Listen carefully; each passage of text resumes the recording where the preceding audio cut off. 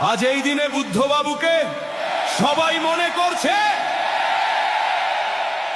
শান্ত সেই বাংলাকে মানুষ আবার খুঁজছে। এই বাংলা কেউ কোনোদিন এমন চাইনি, ভয় আর হিংসার আগুনে পুরুক। বুদ্ধবাবু অনেক আগেই বলে গেছিলেন, ঘৃণার বিভেদের রাজনীতি আগুন ডেকে আনবে। আজ চারিদিকে মানুষ সেই কথাই মিলিয়ে দেখে, কেন বাংলার বাতাস এত অশান্ত হয়ে গেছে। একদিন কত মিথ্যে অভিযোগ উঠেছিল তার নামে, রাস্তায় রাস্তায় কত স্লোগান উঠেছিল তাকে ঘিরে। তবু যেদিন তিনি নিজের চেয়ার ছেড়ে চলে গেলেন, তারপর আর কেউ দুর্নীতির আঙুল তুলতে পারেনি তার দিকে।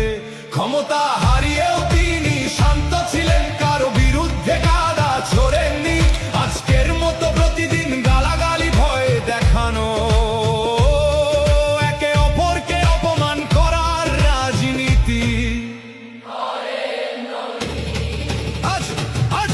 আজ মানুষ প্রশ্ন করে নিজের মনে, এত প্রতিশ্রুতির পরে কেন বাংলার যুবক কাজ পায় না? কেন শিক্ষিত ছেলেমেয়েরা রাস্তায় বসে থাকে? কেন চাকরির নামে শুধু অপেক্ষা আর হতাশা বাড়ে? ধর্মের নামে রাজনীতি আর কতদিন চলবে? মানুষকে ভাগ করে কতদিন ভোট নেওয়া হবে? আমরা ঘৃণা চাই না, আমরা অশান্তি চাই না, আমরা শিক্ষা চাই, কর্ম চাই, নিরাপদ ভবিষ্যৎ চাই। আজ বাংলার মানুষ ক্লান্ত এই বিষাক্ত পরিবেশে, চারিদিকে শুধু কাদা ছড়াছুড়ি আর দোষারোপ। ভাইপোতন্ত্র আর ক্ষমতার অহংকার দেখে দেখে সাধারণ মানুষ আজ ভিতরে ভিতরে ক্ষুব্ধ। তোমাদের এই শাসনের পতনের সুর শুরু হয়েছে, মানুষ এখন সব বুঝতে শিখেছে।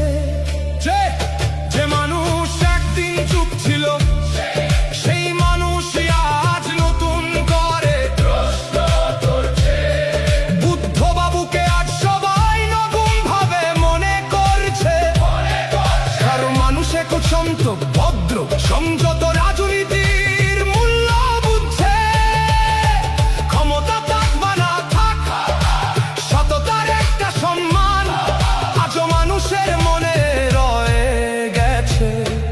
আজ হয়তো লাল ঝান্ডা কম জায়গায় উঠছে, কিন্তু সংগ্রামের ইতিহাস একটা হার মানে লড়াই শেষ নয়, একটা আসন মানেই স্বপ্ন ছোট নয়।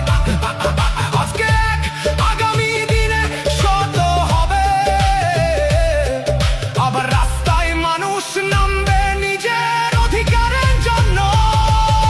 শ্রমিক, কৃষক, ছাত্র, যুব সবাই আমার একসাথে কথা বলবে, কারণ